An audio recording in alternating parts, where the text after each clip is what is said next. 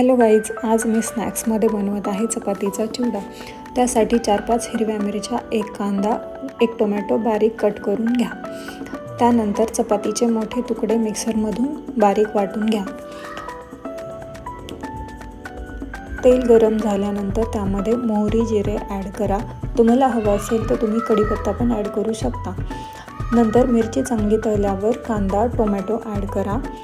कांदा टोमॅटो चांगले नरम झाल्यानंतर त्यामध्ये हळद आणि फ्लेवरसाठी लाल तिखट आणि काळा तिखट ॲड करा।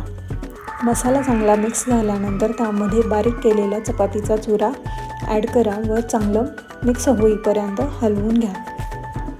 त्यानंतर चवीनुसार मीठ ॲड करा। वरून थोडीशी कोथिंबीर ॲड करा। झाला आहे आपला टेस्ट मे बेस्ट चपातीचा चिवडा तयार।